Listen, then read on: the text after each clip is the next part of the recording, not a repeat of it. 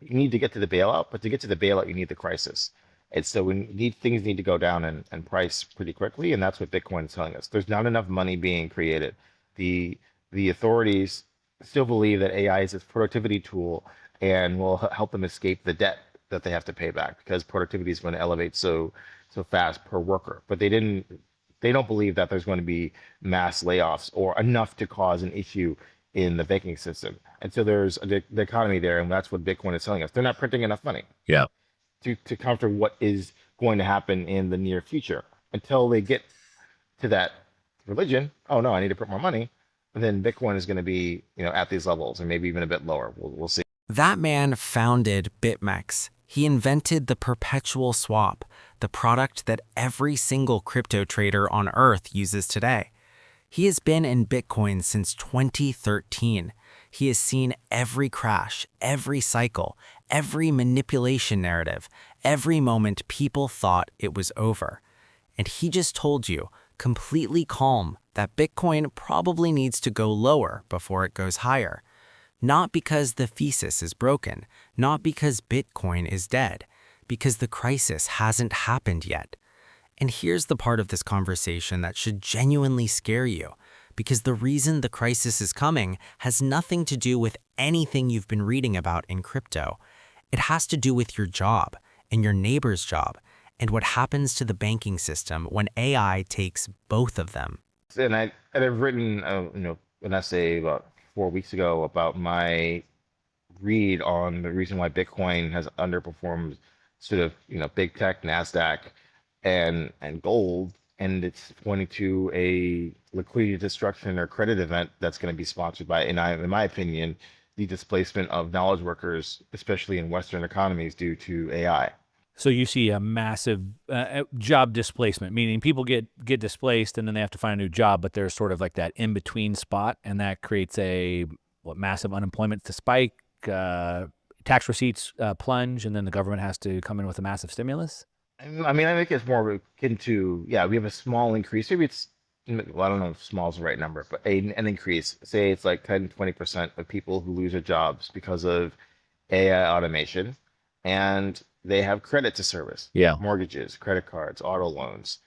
Especially in the United States, where it's a very flexible labor market, and consumer spending is something like 70% of economic activity, and most of it's leveraged.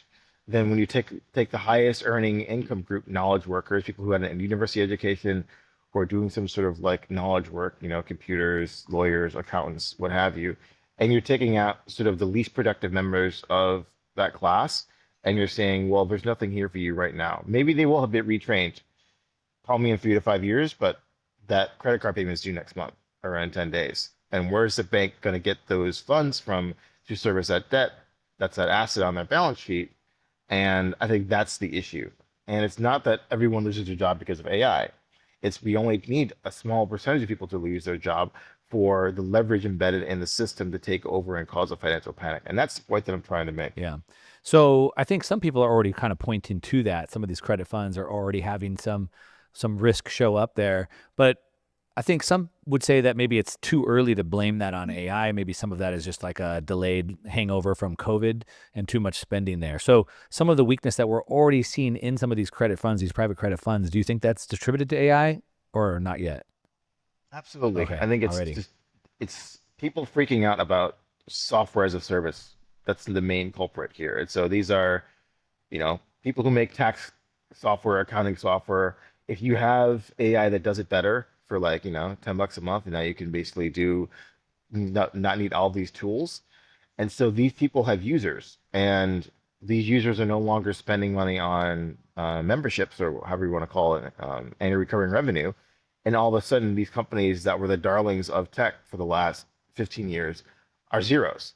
Now, again, not everyone is going to replace every single tool with AI. That's not the point. The point is you have leverage in your balance sheet, and therefore people are like, well, how are you going to service this loan if you're down 30, 50% in terms of signups? Yeah. Because there's a tool that does it better at like 1% the cost.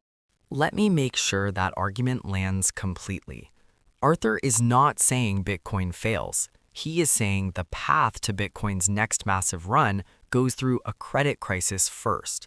And the trigger for that credit crisis is not a housing bubble. It's not a banking scandal. It's not a rogue hedge fund. It's AI replacing the exact class of workers who have the most debt. Think about who gets wiped out first when AI scales. Not factory workers, they were already being replaced by robots for decades. The first wave is knowledge workers, lawyers, accountants, junior software engineers, financial analysts, the people making $80,000 to $150,000 a year who are also carrying $400,000 mortgages, $50,000 in student loans, and $30,000 in car payments. You don't need all of them to lose their jobs.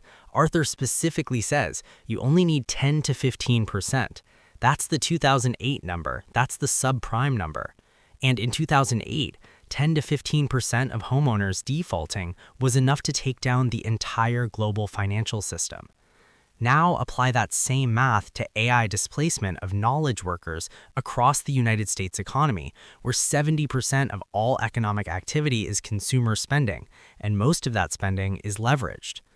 The credit funds are already wobbling. Arthur points to it in this conversation.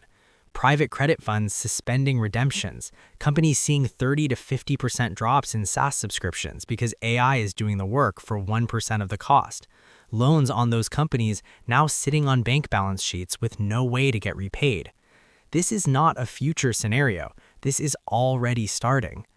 And here's what that means for Bitcoin specifically. Arthur's thesis is simple. Bitcoin is the most sensitive asset on Earth to global liquidity. When liquidity tightens, Bitcoin drops first and hardest. When liquidity floods back in, Bitcoin rockets first and fastest. Right now, liquidity is tightening because the Fed hasn't accepted yet that AI displacement is going to require a massive print. They still think AI is a productivity tool that grows the economy. They haven't gotten to what Arthur calls the religion, the moment they realize the alternative to printing is a 1930s-style deflationary collapse. Until they get there, Bitcoin stays down or goes lower. The moment they get there, and Arthur is certain they will because every government in history has chosen printing over collapse, Bitcoin wakes up. Same as it did in October 2020. Same as it did after every single crisis in its 17-year history. The question is not whether Bitcoin goes up. The question is whether you're still holding when it does. Arthur Hayes has been through 3 of these cycles. He doesn't use leverage, he doesn't panic, he just waits. And right now, he's telling you the crisis hasn't happened yet. The print hasn't happened yet either. And that means the opportunity hasn't happened yet either. Subscribe. Every week, we break down the conversations that matter for your portfolio before they become obvious. See you in the next one.